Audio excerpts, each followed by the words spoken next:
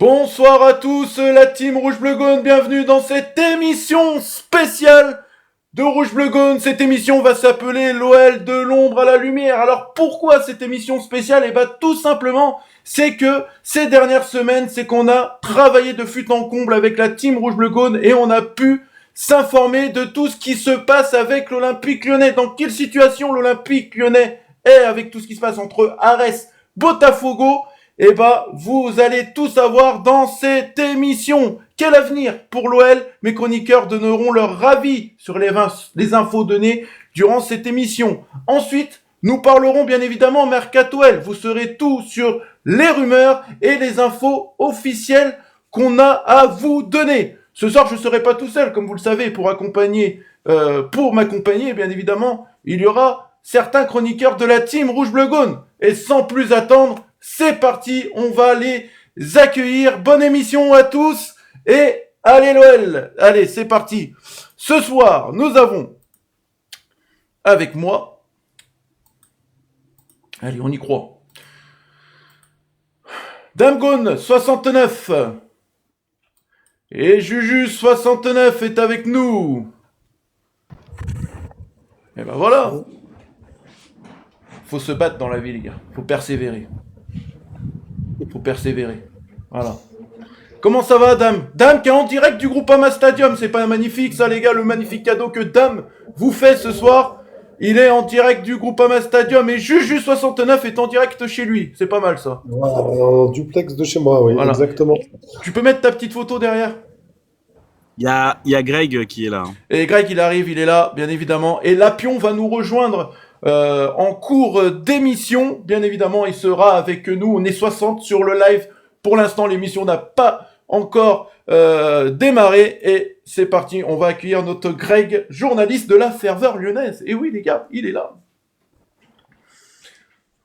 On va l'accueillir. Comment il va, mon Greg? Hello tout le monde. Les gars, ça Ça va, faisait... les gars, Ouais. quand même, faut dire quand même un truc. Ça nous manquait quand même. Sur ces dernières semaines, on n'avait pas fait d'émission et tout, ça nous manquait. Hein.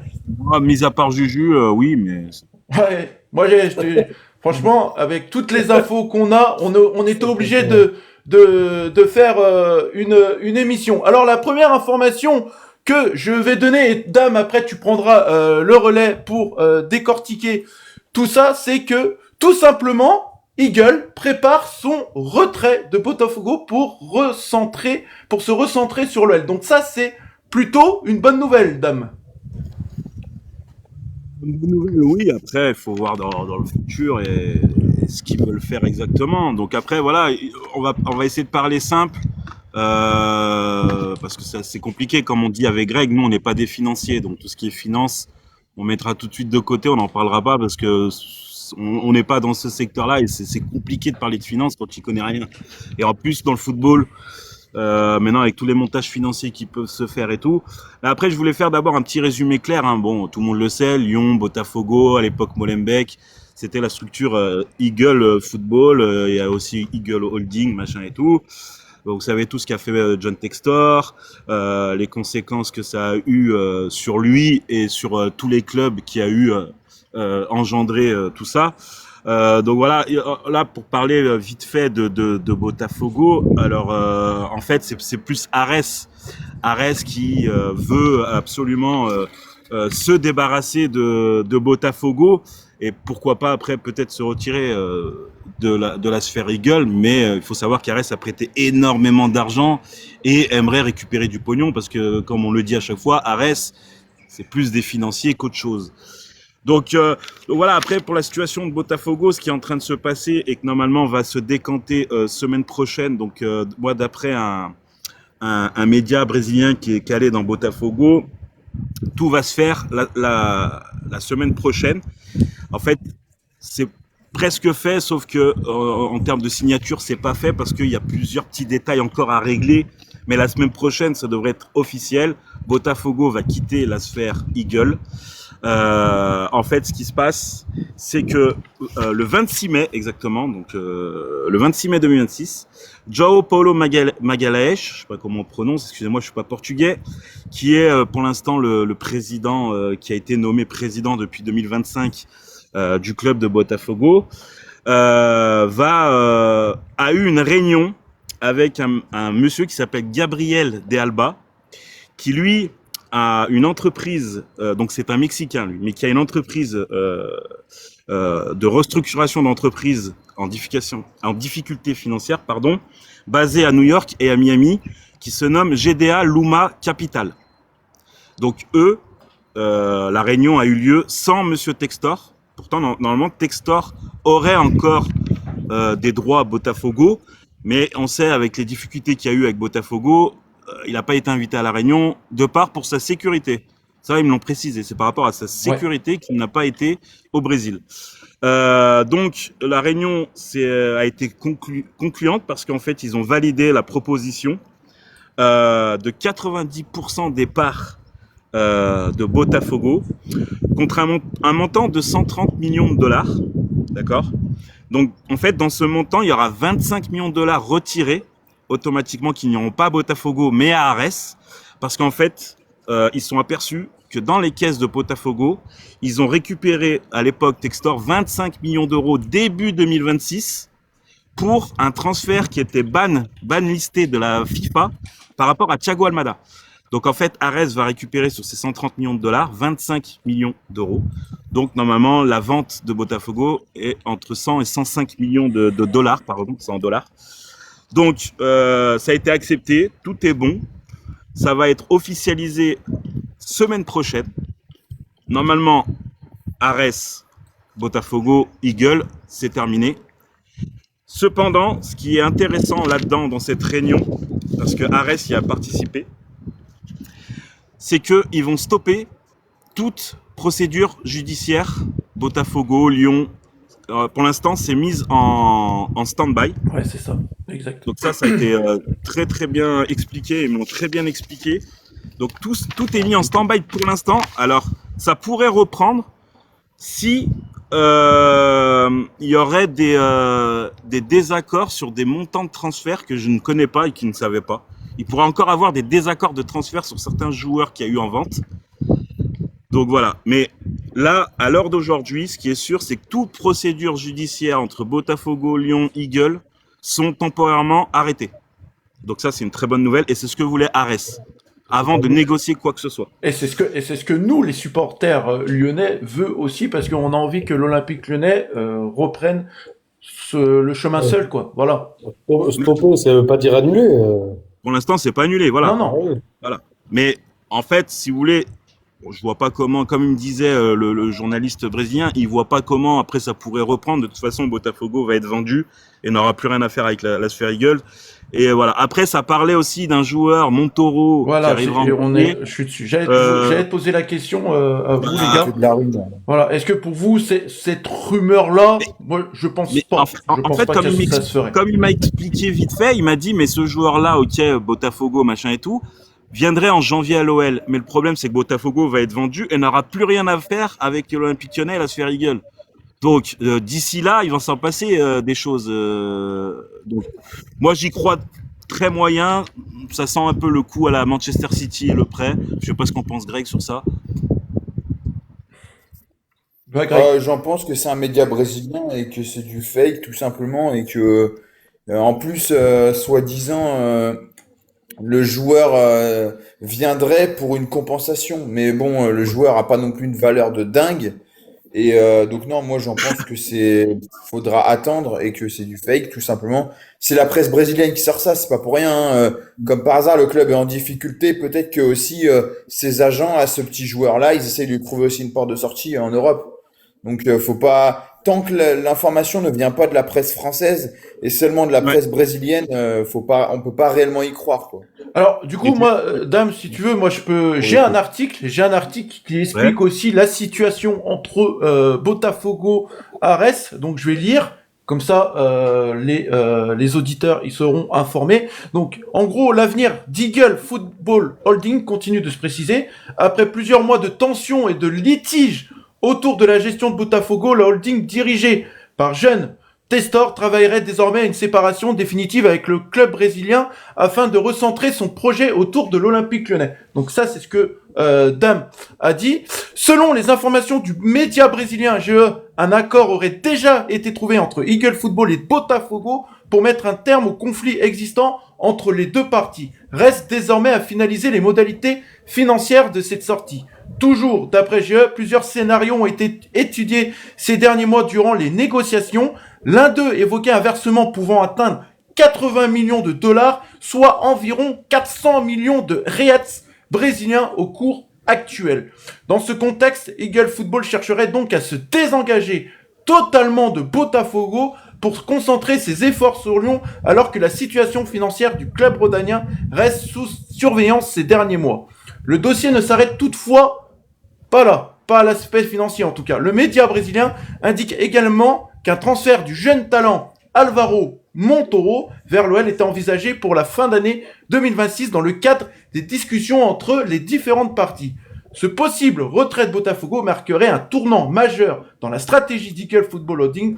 Depuis plusieurs semaines, l'environnement lyonnais laisse d'ailleurs entendre qu'une clarification de l'organisation du groupe devient indispensable pour stabiliser l'avenir de l'OL. Donc ça, les gars, ça concerne vraiment l'avenir de l'OL. Parce que si ça se... Ouais, Juju. Ouais, pour moi, je comprends pas pourquoi ça nous stabiliserait, ça, que Botafogo sorte.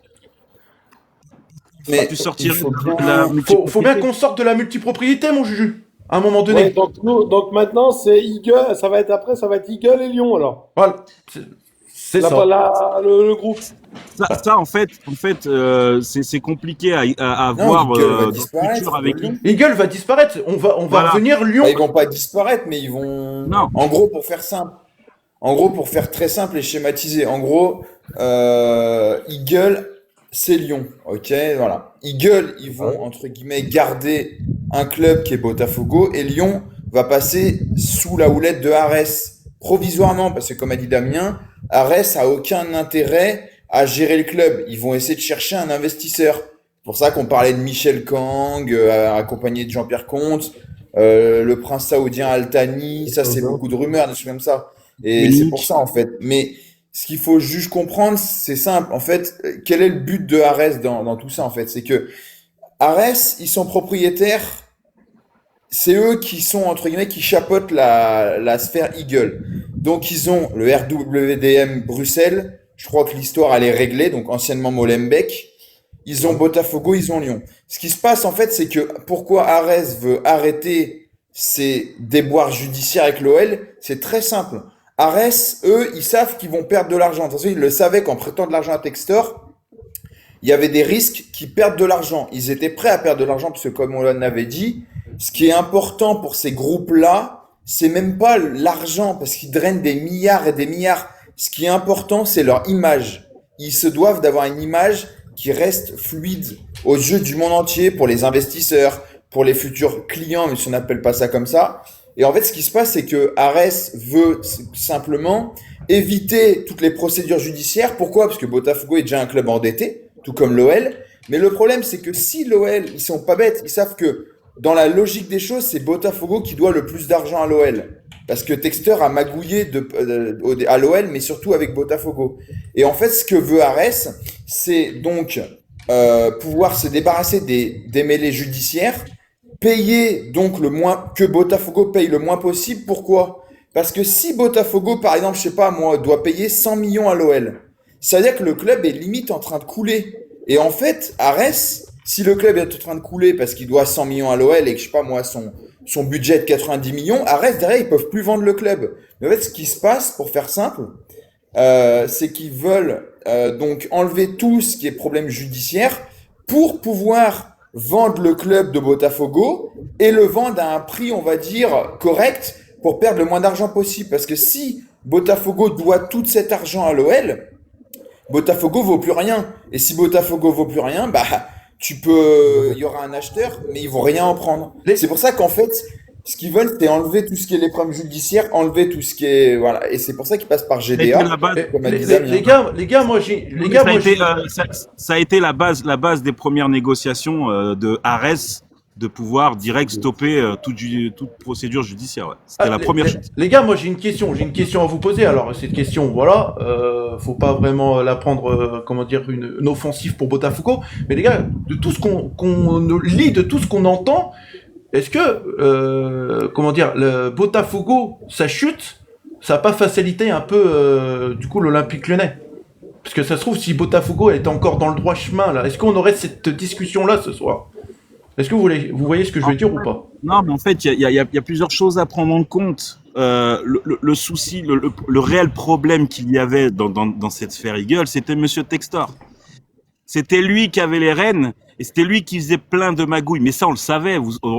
Combien de fois on en a parlé des joueurs qui avaient soi-disant signé avec l'OL mais qui n'ont jamais joué. C'est pas d'aujourd'hui. Ça sort maintenant. Igor Jesus. Ça sort maintenant parce que Botafogo va sortir de cette sphère. Donc du coup, il y a énormément de choses qui se passent.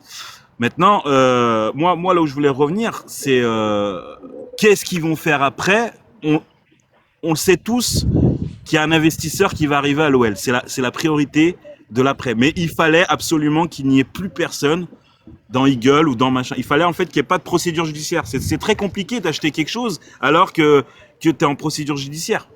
Donc c'était le premier point à avoir, c'est qu'il n'y ait plus de procédure judiciaire temporairement pour pouvoir acquérir des investisseurs et que voilà que ça fasse bien comme a dit Greg.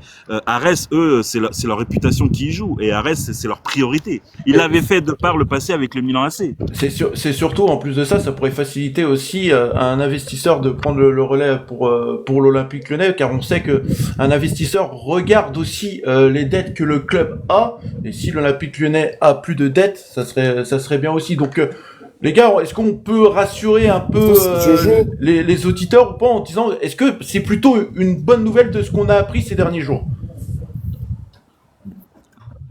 Oui, mais Jojo, c'est logique, c'est pour faire simple parce que c'est très compliqué. Enfin, mais en gros, c'est comme quand tu achètes une voiture.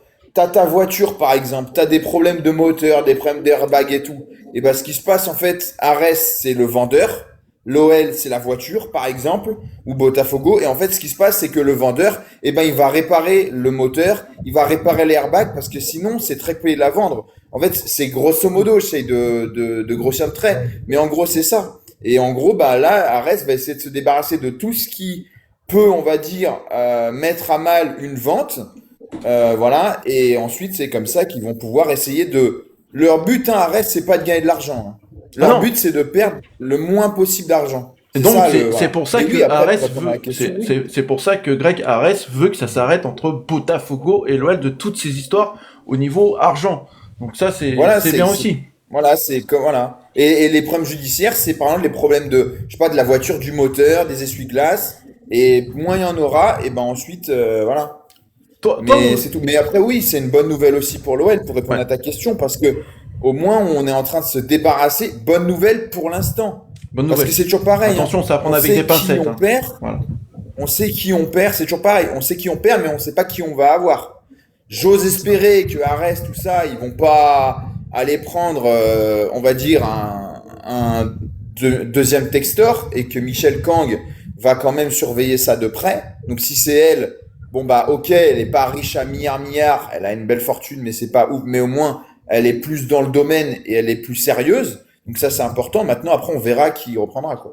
Alors on a des questions parmi les auditeurs. Alors est-ce que la DNCG elle est concernée de tout ça les gars? Normalement non. Alors c'est ce qui on a encore des risques ou pas avec la DNCG avec toutes ces histoires là? On a une caisse. Non parce que la DNCG. On laisse la parole à Juju, Greg, parce que Juju il a envie de. Non, vas-y, non, mais moi je pose des petites questions. Ouais. La DNCG, ce qu'il voulait, c'est qu'on ait une caisse propre à nous. Donc on l'a depuis 2 ans là. Ouais. Donc du coup, vas-y, Greg, je te laisse continuer. Non, la DNCG, on l'a déjà dit, elle a un but en France, c'est de s'assurer qu'un club, peu importe d'où vient l'argent, hein, si l'argent vient de la drogue du Mexique, c'est rien. Ils le prennent, on s'en fiche, c'est pas la question. La DNCG n'a pas vocation à couper tout ça. Elle a un but, c'est s'assurer que tu puisses commencer ta saison avec une telle somme d'argent et tu puisses finir ta saison. Après, l'argent, elle peut venir de la lune, de n'importe où. Ça peut être Damien qui nous fait un virement parce qu'il a gagné au Paris sportif. elle s'en fiche, la DNCG. Elle veut juste avoir l'argent sur un compte Pas mal l'exemple. et s'assurer, voilà. Pas mal l'exemple. Et Du... il faut comprendre, Vas-y, Dame. quelque chose, c'est que Gerlinger, surtout Gerlinger, est en constance. Il parle très souvent avec la DNCG. Ouais. Donc il y a. À l'époque, on nous disait pareil. Hein. Non, mais à l'époque, il y avait un monsieur qui s'appelait Textor, qui ne connaissait rien et qui pensait qu'il pouvait faire ce qu'il voulait. C'est tout. Là, Gerlinger, c'est quelqu'un qui connaît très très bien les rouages. D'ailleurs, moi, j'ai une info à vous donner, hein, les gars. J'ai une info à vous donner, c'est que Mathieu Louis-Jean à l'Olympique Lyonnais, il fait l'unanimité. Voilà. Donc, il faut aussi ouais. dire merci à Charlier et tout, hein, les gars. C'est Ouais, les oui, mecs, la exactement. de recrutement est très très bonne. C'est une Parce équipe, que- hein. Lui, c'est la tête de proue, mais c'est une équipe. On parle souvent de Mathieu Lujan parce que c'est lui qu'on voit souvent à la télé, machin et tout, mais il y a des scouts et des recruteurs qui sont extraordinaires à l'Olympique Lyonnais depuis un an. Non, mais c'est clair. Vraiment que, Ouais, vous croyez vraiment que l'OL va être vendu là rapidement hein Je sais pas si ça sera vendu pour moi, je pense qu'il y a un investisseur qui arrivera. Oui, mais là, Maintenant- tu crois qu'il va. Maintenant, est-ce que ça va être un investisseur minoritaire ou majoritaire? Pour moi, les gars, je pense que ça sera minoritaire. Pour moi, Michel Bah, Kang sera après, le encore là. Non, mais le problème, tu viens de poser la question, c'est, je pense de toute façon que Kang et Gerlinger ne veulent pas quitter le navire. Voilà. C'est Donc ça. voilà. Mais il y aura un investisseur, ça j'en suis persuadé qu'il y aura un investisseur. Quand? On verra. Mais je pense que ça va beaucoup se décanter, il va commencer, parce qu'il faut savoir que l'Olympique Lyonnais a complètement coupé la communication de tout cela.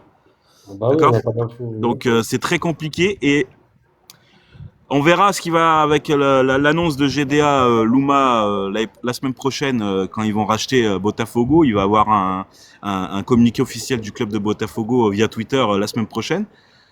On verra après ce que vont décider de faire les dirigeants lyonnais. Est-ce qu'on va en savoir plus? Est-ce qu'ils voudront rester? Parce qu'il faut savoir, rappelez-vous, l'été dernier, juste pour le mercato, c'était très très compliqué, hein, très compliqué. C'est ça. Alors du coup, les gars, on va quand même parler de l'avenir du coup, parce que comme vous le savez, le rendez-vous à la DNCG va arriver très très vite et tout. On va faire le tour. Dame, comment tu sens toi ce passage à la DNCG? Monsieur Guimet avait annoncé qu'il fallait 20 millions d'euros avant le fin juin, le 30 juin, je crois. J'ai envie de te dire, si c'est réel, si c'est réellement ce que l'on doit, ce qu'on doit avoir avant la DNCG, je pense que ça va le faire. Je ne vois pas à l'instant T avec Gerlinger et Kang, en sachant qu'ils travaillent main dans la main avec la DNCG, qu'on en ait encore des problèmes. Parce que il faut savoir que, moi je pense pour la DNCG, le plus important c'est ta masse salariale. Donc en soi, et on va peut-être la baisser avant le 30 juin encore un peu, donc on va voir. Et moi je pense qu'on aura encore l'encadrement de la masse salariale encore, les gars. Moi je pense, ça sera ça. Mais comment on en parlait, pour moi c'est un avantage quand même d'être encadré de la masse salariale, Greg. C'est un avantage. C'est un avantage, oui et non. C'est-à-dire que tu peux pas, entre guillemets, jouer. Mais en fait, c'est toujours pareil. C'est que Michel Kang et Gerlinger, c'est des gens qui sont, on va dire, respectables et surtout qui font pas n'importe quoi. C'est-à-dire que ils ont de l'argent, ils le savent, mais ils ont l'expérience et ils savent qu'ils peuvent pas. Voilà, c'est un avantage quand t'as Textor, oui. T'as un avantage quand t'as Textor ou quand t'as un mec qui flambe et qui sait pas gérer son argent. Oui, c'est un avantage parce que c'est entre guillemets un garde-fou qui te dit, qui t'oblige. Maintenant, c'est pas un avantage forcément quand t'as des gens qui sont, on va dire, dans le business, qui respectent et surtout qui sont compétents. Voilà, Textor était incompétent. Pour moi, je pense que ça devrait être pour tous les clubs un encadrement de la masse salariale comme ça. Les clubs, ils savent où ils en sont. Je sais pas si t'es d'accord avec moi, Dame. Ah, on t'entend de loin. Non. Ouais. Faut prendre le micro. Juju, du coup, je te pose la question à toi. Moi, ouais, je suis. Bah, après. Répète ta question, là. Est-ce que tu penses pas d'être encadré de la masse salariale pour tous les clubs, ça serait bien? Parce qu'au moins, comme ça, les clubs, ils savent où ils en sont au niveau finance. Bah, normalement, t'as pas besoin. C'est comme dans ton boulot, hein. T'as pas besoin d'être encadré tout le temps par ton patron, hein. Normalement, t'es autonome, hein. Normalement, les clubs doivent être autonomes, hein, sans... Ah, mais ça, je suis tout à fait d'accord. Ça, je Vous suis... m'entendez mieux ou pas? Ouais, c'est bon, Ouais. dame. C'est bon. Ouais, c'est bon, c'est revenu. C'est revenu. Il y avait un Non, mais peu de vent. l'encadrement de masse salariale, il est déjà presque automatique pour les clubs, de toute façon. Ouais. Tu peux pas faire n'importe quoi. De toute façon, donc t'as un encadrement de Ouais. masse salariale. Hein. Bah non, on l'avait pas avec Textor, sinon... Oui, mais t'as été rattrapé sinon, par la DNCG. Ouais. Après, oui, t'étais, après, oui, comme dit dame, on mais tu était peux faire rattrapé. n'importe quoi et après, Oui, t'encadrer. ouais, mais après t'es mort. Voilà. Ouais. Voilà. Donc, du Tandis coup, que, moi, tandis que moi, avec mes comptes, je peux pas faire n'importe quoi et ah bah après être non. rattrapé par la Comme banque. tout le monde, hein, Il comme tout m'arrête le monde, mon avant. juju. Hein. Comme tout le monde. Bah Hein. oui, mais dans le foot, ça marche pas pareil. Comme tout le monde. Alors, du coup, Greg, comment toi tu le sens, le passage à la DNCG, là, qui va arriver vite aussi? Écoute, je le sens, j'ai pas d'infos plus que ça, mais je pense pas qu'il y aura de soucis parce que personne n'a C'est vocation à toi le à, masqué. C'est à tous. personne a un intérêt à entre guillemets remettre l'OL dans les bas-fonds de la DNCG. Donc, Ah, ça serait je le pire. pense qu'il y aura, oui, peut-être un petit souci, mais voilà, l'OL, ils ont bien compris de toute façon, la DNCG, on l'avait dit, elle a aussi fait ça pour entre guillemets aider aussi le club à se débarrasser de Textor parce que de toute façon ils en pouvaient plus. C'était un poison pour le foot français. Je pense qu'il chatouillait aussi Nasser, hein, parce que à chaque fois il lui rentrait dedans. Donc on sait très bien que les Qataris en France ils ont un peu le monopole. Donc voilà, faut être réaliste. Donc je pense que oui, tout le monde est soulagé, les supporters, les présidents, certains, même s'il n'y avait pas que des mauvaises idées, notamment sur tout ce qui était business, mais sur les avant-matchs, tout ça. Et puis voilà, les joueurs aussi, parce que ça se trouve, voilà, ça aurait continué comme ça, ils auraient peut-être pas eu leur salaire, les employés aussi. Donc là, tu vois qu'il y a des gens, comme j'ai dit, qui sont capables, qui sont pertinents et compétents à gérer un club, tout simplement, voilà. Ouais, dame. J'ai oublié d'en parler, Greg, mais c'est très bien que tu l'as dit, mais il faut savoir qu'à Botafogo, c'est arrivé. Il y a eu des retards de salaire pour des joueurs, pour des membres du staff, pour Bien même des sûr. gens qui travaillent au club.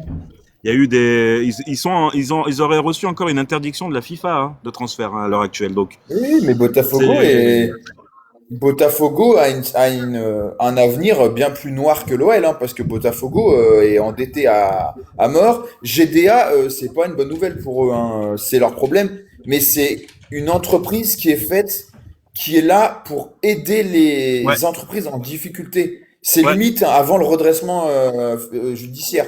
Donc c'est une très mauvaise nouvelle pour eux. Si Textor, comme a dit Damien, n'a pas été convié pour des raisons de sécurité, ça veut tout dire.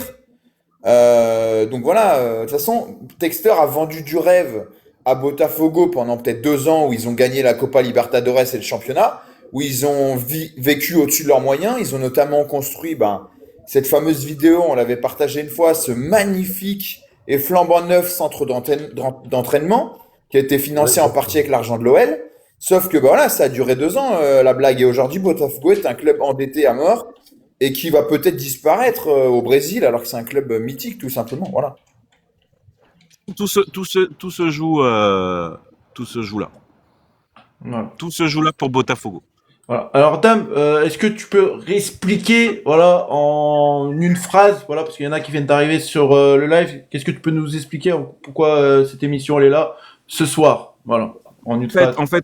On parlait au départ, c'est vrai qu'on parle beaucoup de Botafogo parce que ça fait partie de la sphère où on est hein, en termes de multipropriété. Donc voilà, à partir normalement de la semaine prochaine, donc un accord aurait été trouvé avec GDA Luma, qui est une entreprise basée à New York, Miami, par un gestionnaire mexicain qui se nomme Gabriel de Alba, pardon.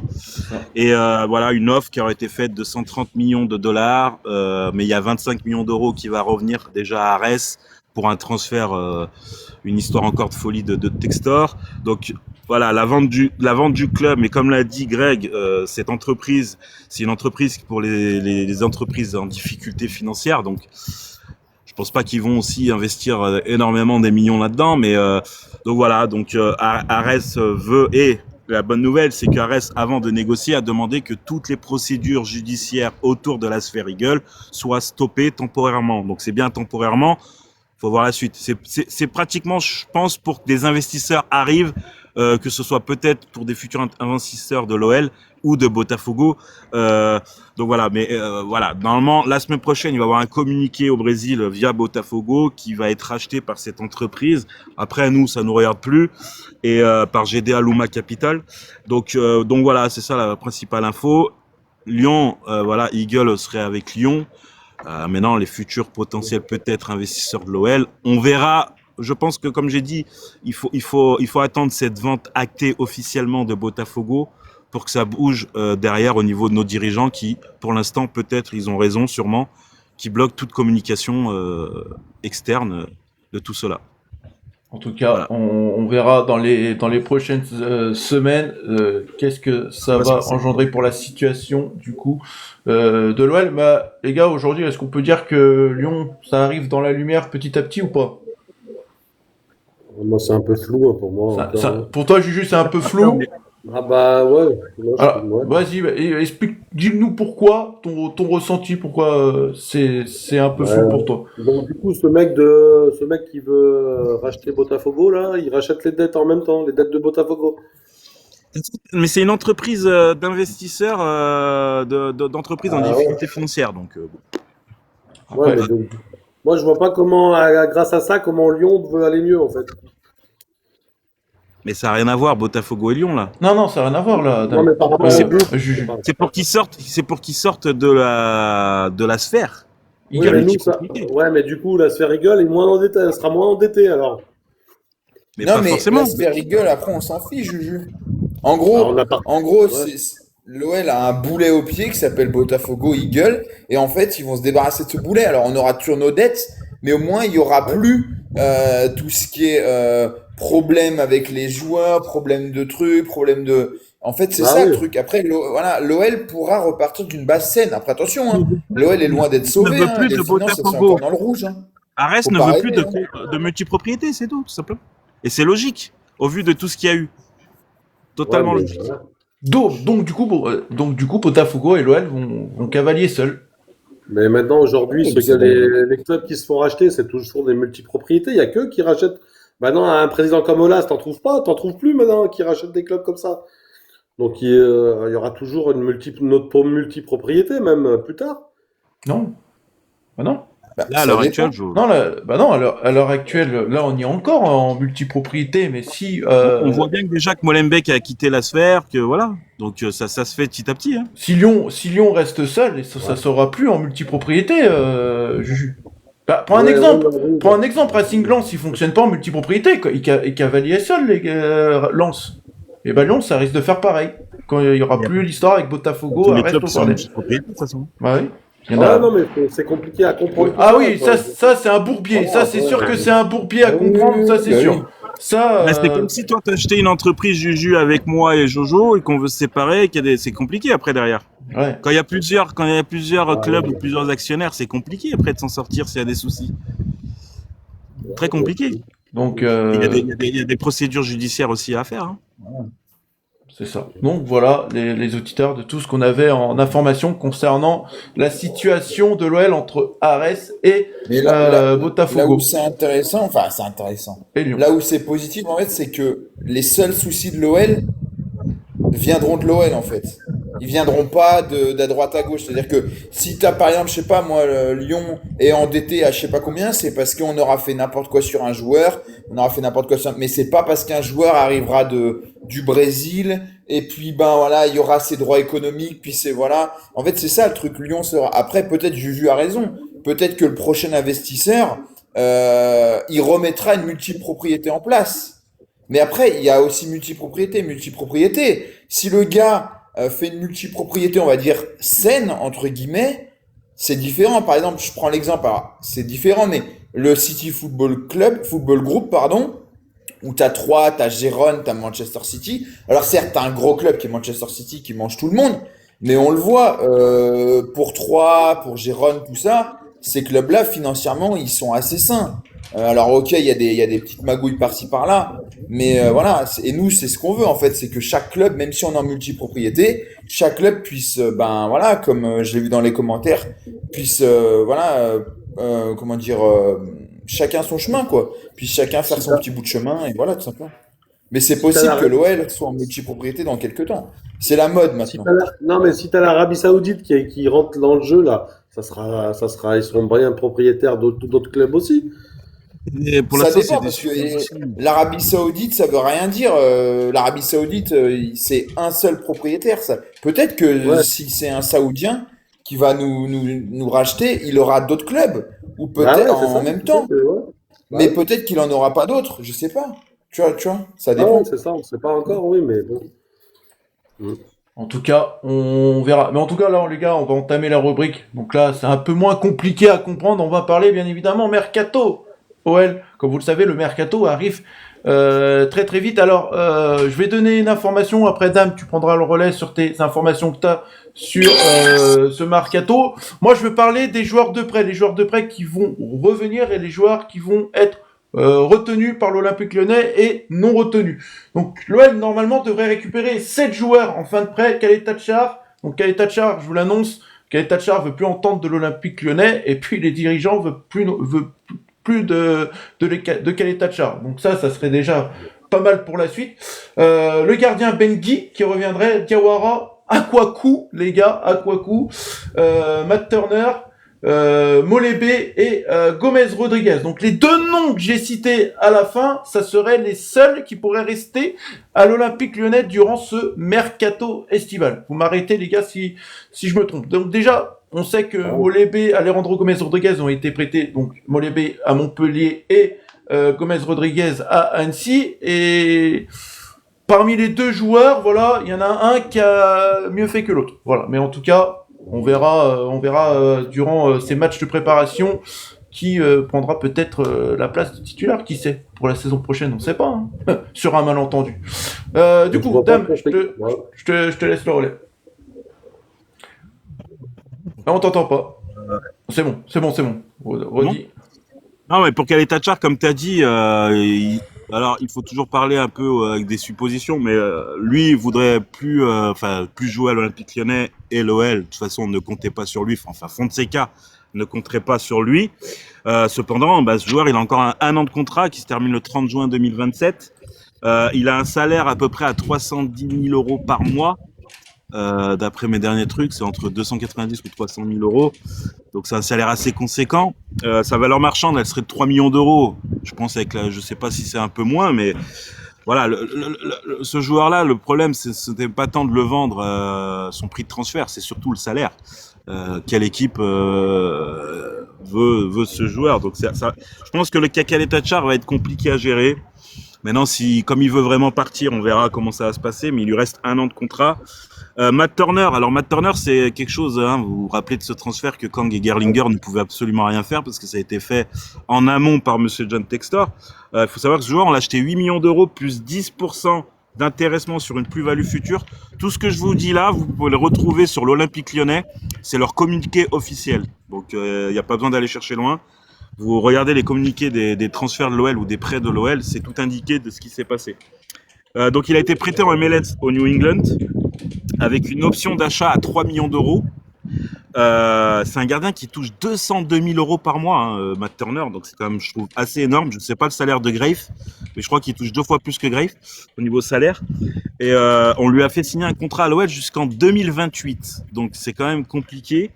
C'était interdit de recrutement à l'époque. Il faut savoir que sur Matt Turner, son option d'achat, elle est valable jusqu'au 15 juin. Mais à l'heure actuelle, le club américain de MLS ne donnerait pas de suite, enfin n'a pas répondu à cette option d'achat. Donc à voir ce qu'on va faire de Matt Turner. Mais si il lève pas l'option d'achat, Matt Turner pour l'instant serait un gardien de but potentiel de l'Olympique Lyonnais. Mamadou Diarra t'en a parlé. Lui, c'était une option d'achat fixée à 3 millions d'euros, assortie d'un intéressement de 20% sur une éventuelle plus-value, qui est non levée par le club d'Antwerp. On sait que l'OL n'en veut plus. Donc on verra. Après, il a un petit salaire, donc bon. Et il a un contrat jusqu'en 2028. Paul Akwaku, mis à part avoir cassé une VAR, voilà. Lui, c'était un prêt sec. Sans option d'achat, donc lui va revenir au club, le club va essayer de s'en séparer. Mais à Kouakou, il lui reste aussi un an de contrat, donc jusqu'en 2027. Donc pour l'instant, quand il reviendra de prêt, il sera potentiellement un joueur de l'Olympique Lyonnais. Bengi, tu l'as dit, il a été prêté en Serbie, sans option d'achat. Avant d'être prêté, il avait re-signé jusqu'en 2028. Donc voilà, ils ont mis Lassine Diarra en tant que troisième gardien. Qu'est-ce qu'ils vont vouloir faire de Bengi? Bonne question. Et comme tu as dit, Molébé et Alejandro, il se pourrait que le club veuille compter sur eux l'année prochaine. Maintenant, comme j'ai toujours dit, tout joueur est potentiellement peut partir. Voilà, c'est tout dépend de l'offre et de tout ça. Et j'ai regardé donc les joueurs qu'on a eu en prêt. Attebourg, donc son prêt s'arrête le 30 juin. Et il faut savoir qu'il a été prêté par Rennes. Il faut savoir que son contrat s'arrête aussi en 2026 à Rennes. Donc c'est un joueur qui va potentiellement être libre. Je pense pas que le club veuille le garder. Karabec, lui, l'option d'achat de 3 millions d'euros, elle n'est pas levée. On pourrait le retrouver en barrage de Champions League. Et Hendrick qui retournait au Real. Et on avait, alors Yaremchuk, voilà, ça a été dit et sorti. L'OL ne serait pas contre de les garder, mais l'option d'achat de 5 millions d'euros, c'est trop élevé pour le club. Donc, il pourrait essayer de négocier avec l'Olympiakos pour que l'option d'achat soit plus basse. Affaire à suivre sur Yaremchuk. Et pour vous, les gars, Romain Yaremchuk, s'il reste à l'OL, ça serait une bonne chose ou pas? Greg, Juju? Avant, Non? Ce système de jeu, moi, je trouve pas. Moi aussi, il faut qu'il reste, moi. C'est Ok. une bonne chose, oui. si tu arrives à négocier 2 millions d'euros en tant que suppléant, c'est un profil qu'on n'a pas devant. Voilà. Hein. Alors, il y en a qui disent non, il y en a qui disent oui, je le garde numéro 2. Voilà. Donc voilà. Mais là... En fait, ceux qui disent non, faut bien se rendre compte d'une chose. Moi, je suis d'accord avec vous, mais ceux qui disent non, en fait, c'est à 5 millions, vous allez acheter qui, en fait? C'est ça le truc. Parce qu'il n'y aura pas un attaquant qui va arriver à 25 millions. Hein. Donc, surtout qu'en plus, on n'est pas assuré de faire la Ligue des Champions. C'est pour ça que moi, bien sûr que moi, et ça serait moi, j'achèterais un autre attaquant. Mais à ce prix-là, qui, pour moi, hein, qui est habitué un peu à la Ligue 1 maintenant, qui commence à s'adapter au système de Fonseca, tout ça, qui connaît le club, eh ben, faut trouver quelqu'un à 5 millions. Et un bon attaquant à 5 millions, aujourd'hui, bah, ça peut se trouver, hein, mais peut-être comment dire, même à la limite, un joueur en fin de contrat, à la limite. Mais après, il y a les jeunes, bon, hein, les gars. c'est pour ça que c'est compliqué. Faut pas oublier les jeunes aussi qui vont se montrer durant ces matchs de préparation. On pense à Humbert, on pense à Molébé, on pense à Alejandro Gomez Rodriguez. Il faut aussi penser à tous ces jeunes-là aussi qui peut aussi peut-être prétendre une place dans l'équipe pour la saison prochaine. Jojo, je suis pas d'accord moi sur le cas Molébé. Molébé, est-ce que tu as vu les matchs à Montpellier? Il a joué quel poste avec Montpellier? Milieu, je crois, non? Il a joué pratiquement ailier gauche. Ouais. Il a même pas joué devant parce qu'il y avait le Mendy à Montpellier qui jouait devant. Ouais, Alexandre Mendy. Ouais. Les jeunes, cette année, ils ont sorti des jeunes avec des contrats pro déjà, tous les 6 jeunes. Oui, mais c'est pas parce que tu signes un jeune un contrat pro qu'il doit être titulaire indiscutable. Ah oui, oui. Ah oui. Le problème, c'est que si tu arrives à te qualifier en Ligue des Champions, est-ce que Alejandro Gomez Rodriguez va être performant? Il n'a pas compté dessus. Bah ouais. Bah, après, voilà. Par contre, il faut que tu aies un effectif étoffé, parce qu'on l'a vu cette année. Hein. Voilà les blessures, les machins. Donc, si tu joues avec des champions, tu seras obligatoirement obligé d'avoir un effectif. Oui, mais l'effectif, il va se faire même avec ou sans Ligue des Champions. Hein. On va pas attendre jusqu'au mois fin août pour savoir si on joue la Ligue des Champions.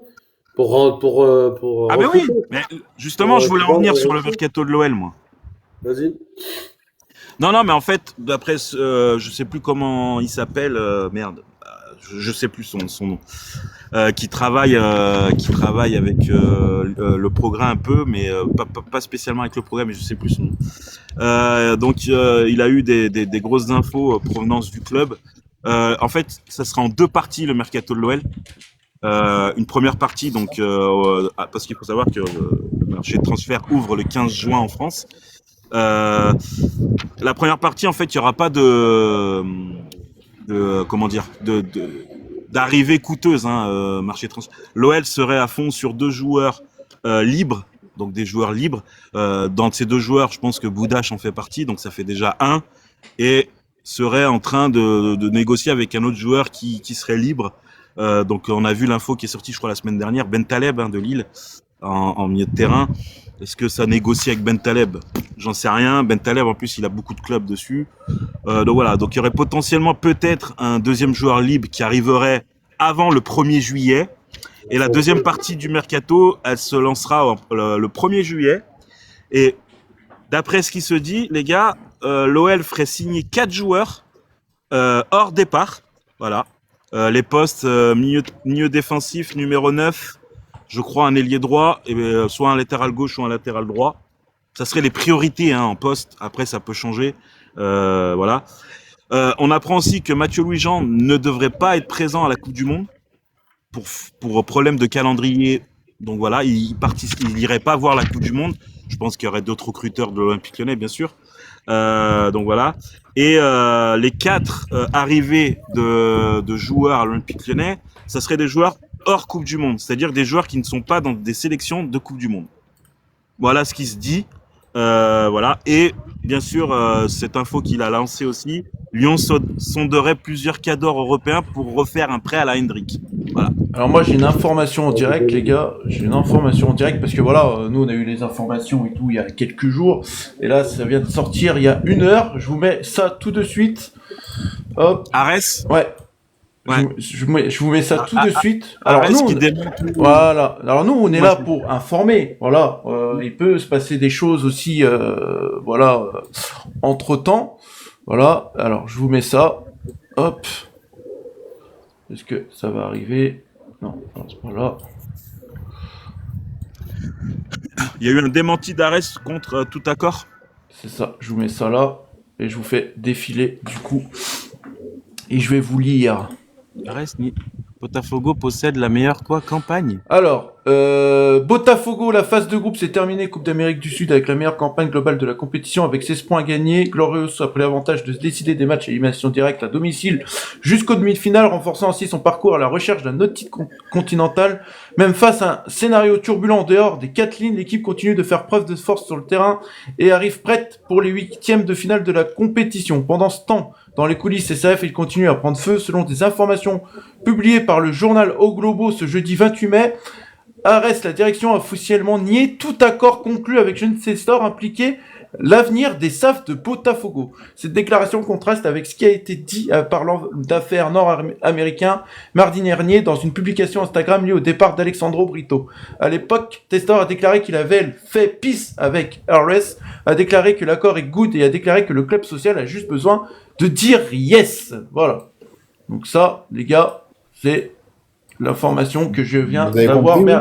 Merci. J'ai pas bien compris. En gros, Arès ni tout accord avec Botafogo. Ouais. Dame, t'as compris. Mais attention, c'est là ton article, pour ça que moi j'irai le relire parce que je comprends pas grand chose. C'est encore, ça vient du Brésil, les gars. Donc ce qui vient au Brésil, je dis pas que la France, on voit vu que des fois l'équipe ils disent des bananes, Sacré bordel. même RMC, mais ce qui vient au Brésil, faut quand même s'en méfier. Mais moi, ce que je comprends, c'est il parle pas du tout de GDA, il parle d'un accord entre Textor et Arès. Donc oui, ça m'étonne pas que les deux n'ont pas d'accord parce qu'ils peuvent plus se voir. Donc ils ont des procès. Donc en aucun cas il y a marqué la SAF, la SAF, c'est on va dire le nom de la société qui gère Botafogo. En gros, c'est ça, c'est un nom comme un autre. En gros, société, je sais plus ce que ça veut dire, mais ça parle pas du tout de GDA. Donc là, en gros, ce que moi j'ai compris, ou peut-être mal, mais c'est qu'il y a un accord, il y a pas eu d'accord entre Textor et Arès. Mais ça, c'est pas étonnant. Enfin, je veux dire, ils ont des procès tous les deux.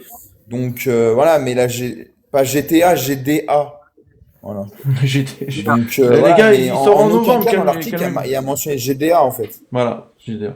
Donc après, on verra ce qui va se passer dans les prochaines semaines. Nous, on est là pour relayer les infos. Les infos qui a été dites par Dame, les gars, ça a été relayé. J'ai le document, hein, si vous voulez. S'il y en a qui veulent avoir, voilà, le document, il est là. Donc je veux pas. il est tout en anglais. Je vais pas, je peux le traduire, mais les gars, il y en a pour encore 5 minutes. Mais voilà, là le document officiel, il est sorti par Eagle, hein, c'est ça, c'était sur le site Eagle, dame. Ouais, c'est ça. Donc voilà l'information qu'on a pu surtout ça concernait surtout les transferts faits signés par l'Olympique Lyonnais via John Textor. Dont un Thiago Almada. Oui. Thiago Almada, Jair, Savarino, Luis Enrique, il y a eu quoi encore? Igor Jesus. Voilà. Il y en a tellement d'âmes.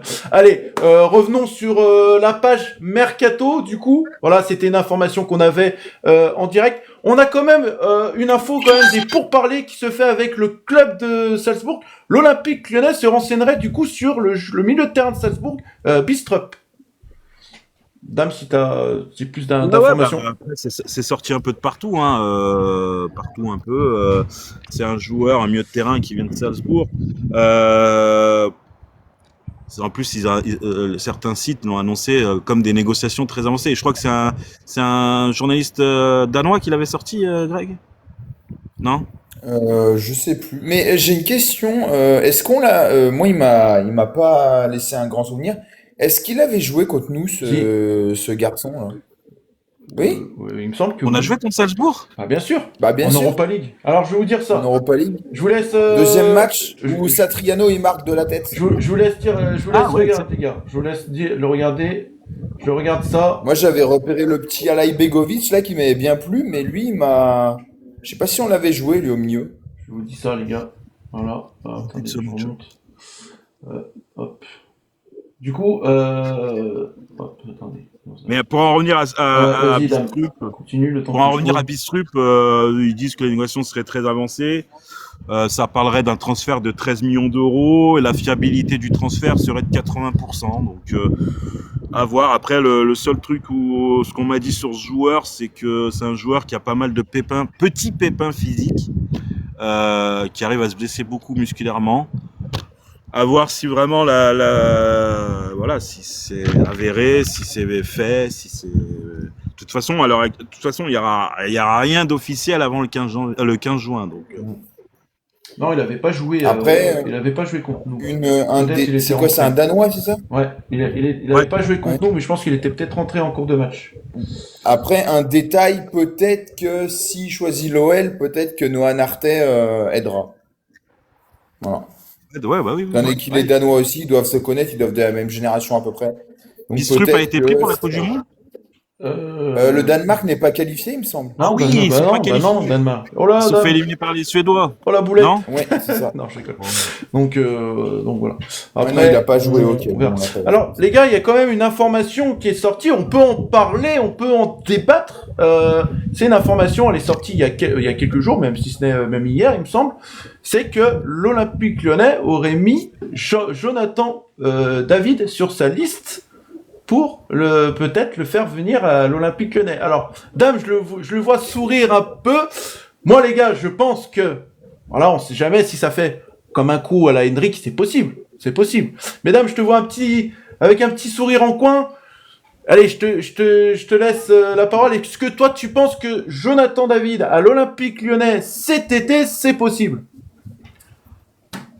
Tout est possible. Maintenant, moi, ce qui me gêne un peu là-dedans, alors il y a zéro information, j'en sais rien, mais gros salaire, je sais pas, il me semble que la Juve est plus friand d'un transfert que d'un prêt. Maintenant, si l'OL arrive à l'avoir en prêt sans option d'achat, ça serait bien. Je pense que c'est un très bon coup, parce qu'en plus, il connaît la Ligue 1, et en Ligue 1, il a fait du mal. Fonseca le connaît, mais franchement, c'est un joueur qui a quand même, je pense, une bonne valeur marchande. Alors, il est estimé à 35 millions d'euros à l'heure actuelle. Il se dirait peut-être qu'un club comme Sunderland, qui va jouer une Coupe d'Europe, serait intéressé par ce joueur.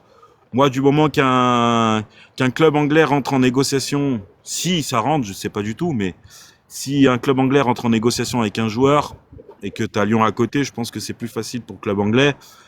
Donc je sais pas, franchement, moi, l'histoire de Jonathan David, alors c'est pas d'aujourd'hui, hein, ça fait 2-3 mois que ça c'était sorti, je crois déjà. Mais là, apparemment, c'est Ouais, sorti c'est une rumeur partout. qui court. Ouais, c'est une rumeur qui court. Mais pour toi, Greg, si on prend un peu Dalinga, on l'a eu 2 ans, hein. Ça fait 2 ans qu'on a la Ouais. rumeur Dalinga. Oui, aussi. Mais Greg, si on prend un peu la carrière de Jonathan David, il a évolué à Lille. Jonathan David, il a évolué du côté de Paulo Fonseca. Voilà. Et quand on sait aussi que l'Olympique Lyonnais c'est un club qui aime relancer les recrues des joueurs en difficulté, Jonathan David il en fait partie parce que la saison avec la Juventus de Turin c'est compliqué pour Jonathan David. Est-ce que toi tu penses avec tout ce que je viens de te dire c'est possible parce que tout est relié pour que Jonathan David puisse poser ses valises dans le Rhône peut-être cet été. Ouais, bah tout est relié, peut-être pas, mais oui, mais comme a dit Damien, c'est possible. Mais alors, je sais pas si Jérémy dans les commentaires a 700 000 par mois, voilà. le vrai chiffre. Voilà, peut-être, hein, je sais pas. Faut qu'on aille vérifier, mais s'il est à 700 000 par mois, c'est comme le double de Hendrick, hein. Ah oui, La Juve, financièrement, n'est pas non Si c'est vraiment La ça, c'est Juve n'est compliqué. pas. La Juve financièrement n'est pas non plus. C'est pas au beau fixe non plus. Ils ont loupé la qualif en Ligue des Champions lors de l'avant-dernière journée. Donc ils vont pas faire ils vont pas accepter de payer le salaire comme ça. Donc après le salaire, ça me paraît compliqué. Je pense que l'OM sera dessus à mon avis, parce que l'OM de toute façon est sur tous les joueurs, on va dire anciennement de Ligue 1. Oui, peut-être que Paulo Fonseca peut peut-être le convaincre, mais bon, le convaincre de là à baisser son salaire, ça me paraît un peu compliqué. Donc voilà. Mais pourquoi pas, pourquoi pas? C'est sûr que ce serait un gros coup. Tu mets Morera, David et puis Nouama ou même un autre arrière droit et même Fofana à gauche. Voilà. Oui, c'est quand même loin d'être dégueulasse. Et oui, je prends tous les jours. Alors moi, Mais c'est j'ai le quelqu'un qui a une salaire bonne de... attitude, mais ça paraît compliqué. Les gars, j'ai le salaire de Jonathan David, c'est même plus que Jérém a dit dans les commentaires, c'est 916K cette saison, soit 10 millions par an. Donc c'est même pire qu'Hendrick. Non, mais vous pensez vraiment que la Juve va dire bon, allez, on paye le salaire, on vous le prête. Bah non, c'est pour ça. Mais on peut... Après, en Italie, c'est pas parti. Sur un joueur à 900 000 par mois. Ouais. Alors, après... Ça me paraît énorme, 900 000, mais bon, en tout cas, c'est gros, quoi. Après, les gars, on peut parler aussi peut-être du côté du Real Madrid. Est-ce que l'Olympique Lyonnais serait pas capable d'aller encore chercher un joueur du Real de Madrid cet été? Le seul souci sur cette histoire du Real Madrid qui se passe, c'est qu'à l'instant T, Mourinho n'a pas été officialisé. D'accord? Donc, Mourinho, c'est un entraîneur, quand il va arriver, il va vouloir voir tous les joueurs. Il a peut-être déjà son idée. Mais à l'instant T, le Real ne peut rien faire parce que Mourinho, il arrive pour plein pouvoir. C'est-à-dire que c'est lui qui décide qui doit jouer, qui veut pas, qui veut voir arriver au Real. Donc pour l'instant, à l'instant T, sans entraîneur, ils peuvent pas prêter quoi que ce soit parce que Mourinho voudra savoir avec qui il va jouer la saison prochaine. Donc pour l'instant, au niveau du Real, voilà. Maintenant, ce qu'on en sait, c'est que l'OL aimerait bien refaire un prêt à Hendrick et sonderait plusieurs clubs européens. Donc pour l'instant, ça travaille. Mais j'avais quelque chose qu'on m'a envoyé, c'est la liste des joueurs qui ont été supervisés en Europe ou hors Europe 5 fois ou plus dans la saison. Donc j'ai une liste de joueurs que les scouts lyonnais, les recruteurs, sont allés voir jouer 5 fois ou plus. Donc il y a des noms qu'on connaît déjà, hein, qui sont déjà sortis, et il y a des noms que je savais pas. Par exemple, Elmin Rastoder a été vu 7 fois. Donc c'est un joueur, un attaquant du FC Thun, il serait évalué à 3 millions d'euros. Lui, je connaissais pas, c'est Xavier Gozo, ou Xavier Gozo. C'est un ailier droit qui a été suivi 5 fois et qui joue au Real Salt Lake City, donc qui joue en MLS. Donc voilà, c'est un ailier droit qui serait évalué à 4 millions d'euros. Cette info était sortie aussi, un autre attaquant, c'est Thomas Bobsek, attaquant du Lechia Gdansk. Lui, serait estimé à 7 millions, c'est des estimations, hein, c'est pas les prix officiels ou quoi que ce soit, c'est des estimations. L'OL aurait suivi 6 fois Oussama Targaline, pardon, Galine, ouais. Ouais, lui par contre c'est plus cher, c'est un milieu défensif qui évolue aux Pays-Bas à Feyenoord. Il serait évalué à 16 millions d'euros. On a aussi Kevin Danois, maintenant c'est déjà sorti depuis longtemps, Ouais. qui lui a été supervisé aussi par l'OL. Ça serait 12 millions d'euros sa valeur. On a Isaac Lidberg, l'attaquant qui a été sorti aussi de 27 ans de Darmstadt, qui sort d'une très bonne saison en Bundesliga 2, qui lui est estimé à 5 millions d'euros. On a Virgilio Olaya, je crois que c'était sorti au mois de janvier, c'est un défenseur central qui lui a été vu 9 fois quand même, qui évolue en Équateur, au SD Ocas, le club du SD, il a 18 ans. Je crois que c'est le plus grand profil défenseur jeune talentueux. Ça serait estimé entre 1,5 million d'euros et 2 millions d'euros. On a Melaro Bogard, milieu défensif, 24 ans du LASK, qui évolue en Autriche, qui est évalué à 4 millions d'euros, qui lui a été vu 8 fois. Bon. On a Bichabaou, qui a été du Leipzig, ancien du PSG, défenseur central, 24 ans. Lui, il est évalué à 18 millions d'euros, donc je pense que cette piste, voilà. Il a été vu par les dirigeants. C'était sorti Thomas Christiansen, défenseur central de l'Udinese, de 24 ans. Je crois qu'il a fait une bonne saison. Il a une belle cote en Serie A, je crois. Si Greg me dit pas le contraire. 12 millions d'euros, à peu près l'évolution de ce joueur. Et on a Ben Farhat, qui est considéré comme un deuxième attaquant, qui pareil, je crois que nos scouts sont allés pas mal de fois en Bundesliga 2 cette année, qui évolue à Karlsruhe. Il évalue à 7,5 millions d'euros. Il a 19 ans, c'est un jeune joueur, mais qui aurait un potentiel énorme. On a Faré Shaibi, c'était sorti, milieu offensif central de Francfort, 15 millions d'euros, qui lui a été vu 7 fois cette année. Et là, c'est alors ça, je savais pas du tout pour le joueur, mais l'OL aurait sondé et a vu Federico Gatti, défenseur central de la Juve. Si, on en avait parlé. Ouais. On en avait parlé, c'était l'été dernier ou cet hiver, je sais plus. On en avait parlé, le défenseur de la Juventus de Turin. C'était cet hiver. Lui, il a été vu 14 fois cette saison. Ok. Oui, c'était c'est incroyable. C'était, je crois, vers Voilà, février ou quoi. Qu'on en Et, avait parlé. ils ont beaucoup de taf quand même, les dirigeants. Bah ouais, c'est des histoires de scouts, voilà. Et c'est Enfin, là, c'est toujours pas les mieux de voir. dirigeants, c'est les scouts. Ouais. Et on dirait, Ouais, c'est des scouts. est-ce qu'on dirait comme dit Fab dans les commentaires, c'est limite une liste de Wish, non? Mais je sais pas si t'as vu l'interview de Bonnemer qui disait que par an, il voit à peu près 1500 joueurs. Oui, C'est énorme. Mais pas que lui, la cellule de recrutement, les scouts, voilà, c'est assez grand. Maintenant, c'est que des joueurs observés, voilà, il y a rien de les gars, pour rien de l'instant, spécial. faut attendre. Il n'y a qu'une seule chose. Oui, faut oui. attendre. Ah oui, ça Juju, on est d'accord bah, avec bah, toi bah. sur ce point-là. Il faut attendre, faut laisser vivre l'Olympique Lyonnais. Bah, Comme façon, je dis souvent dans les émissions, nous on subit, nous on constate, nous on peut rien faire. Voilà, c'est pas mal ça quand même. Merci, Schiller. C'est pas mal ça quand même, ce slogan-là que je viens d'interpréter quand même. C'est Il y a vrai. quelque chose aussi à revenir qui est sorti cette semaine, la rumeur Niakosi. Niakosi, le défenseur central qui évolue à Louvain, je crois, en Belgique. Ah, Louvain. Non, Ouais, Louvain. Oui, Louvain. Bah, en fait, cette histoire, elle me paraît très très bizarre parce que c'est un joueur qui appartenait à l'Olympique de Marseille. Et faut savoir que déjà ce joueur est suivi par 9 clubs.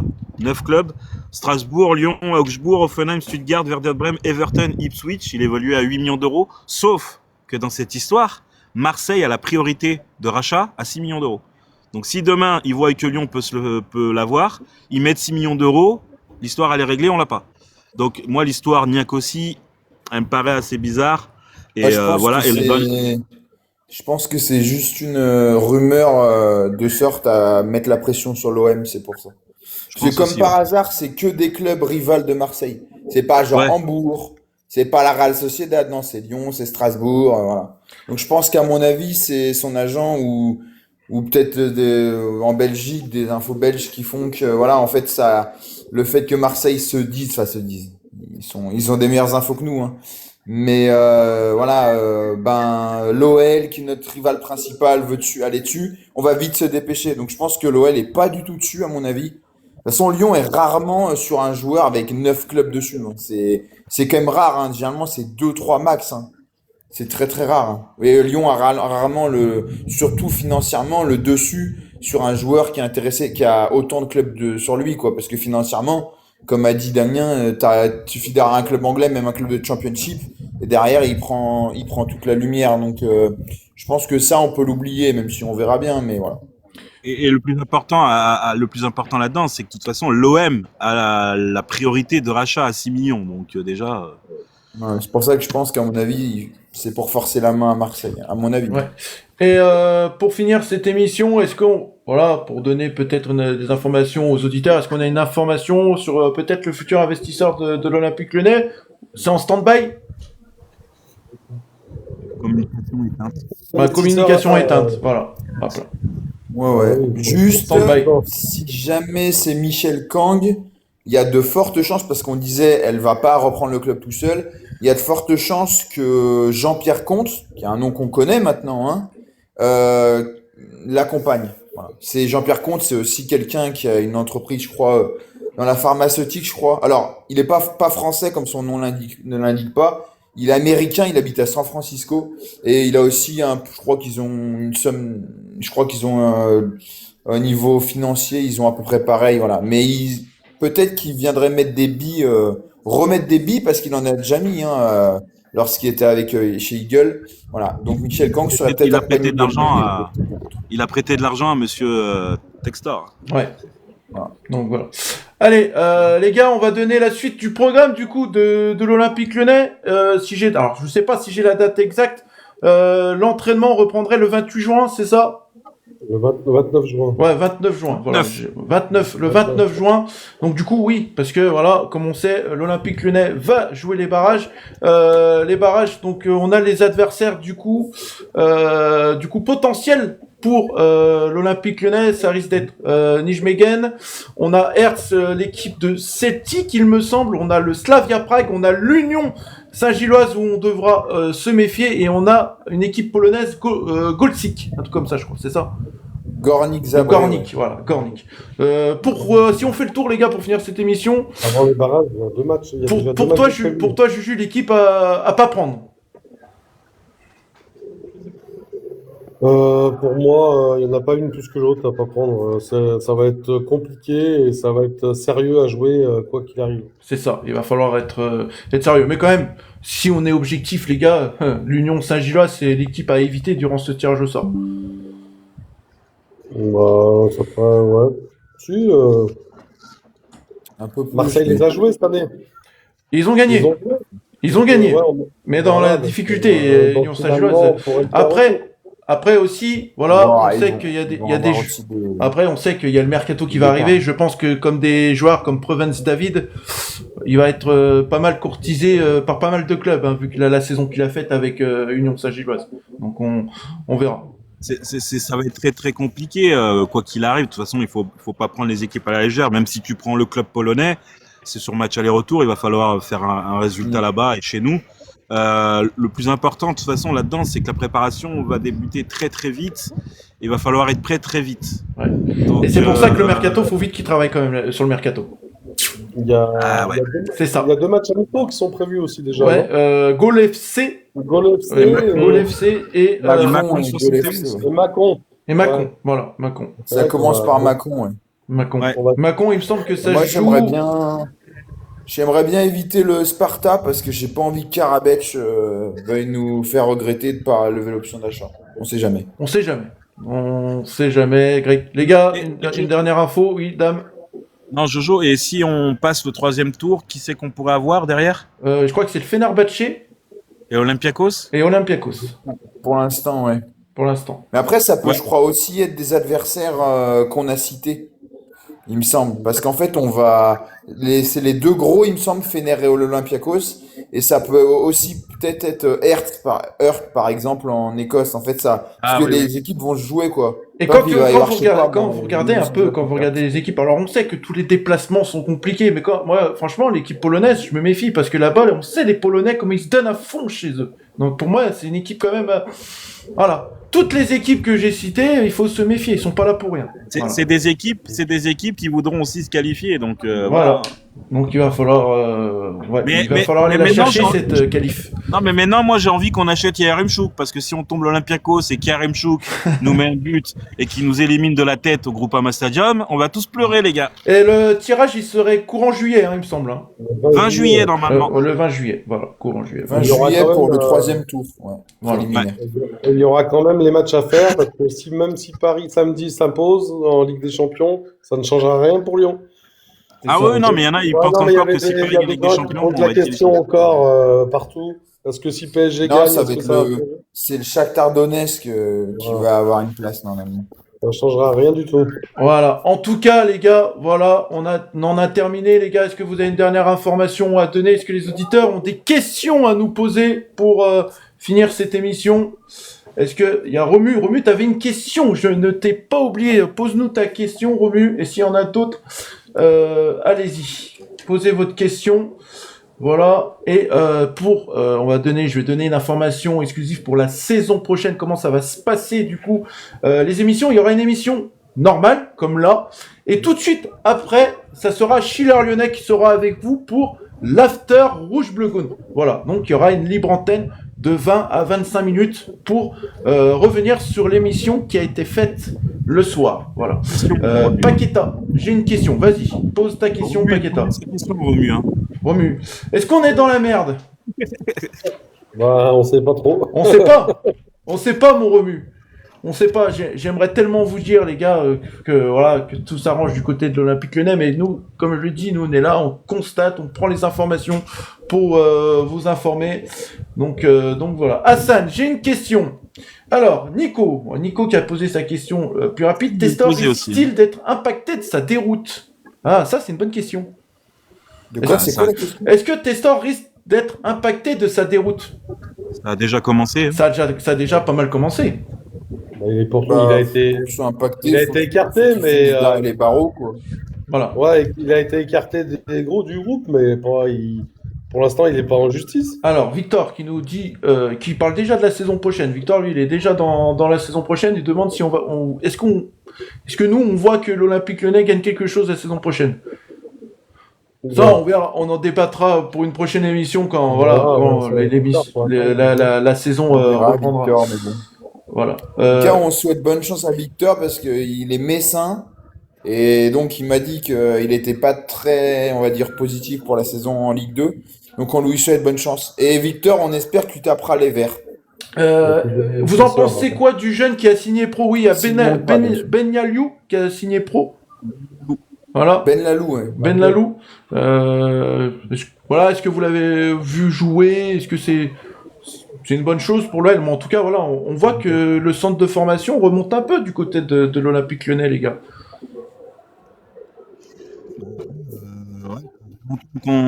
Textor voulait effacer le centre de formation de l'Olympique Lyonnais. Hein. Il voulait plus mettre un rond là-dedans. C'est pas bon. Non, Victor, il vient de Bretagne. Tu t'es trompé de Victor, Greg. Ouais, bah oui, excuse-moi, Victor. Parce que Non, l'autre Victor, ça a été ça. Victor, il est bien lyonnais, il nous suit depuis un moment, Victor. Bah, voilà. pardon, Dire ça, Victor, va-t-il désolé. revenir à l'OL? Pourquoi faire?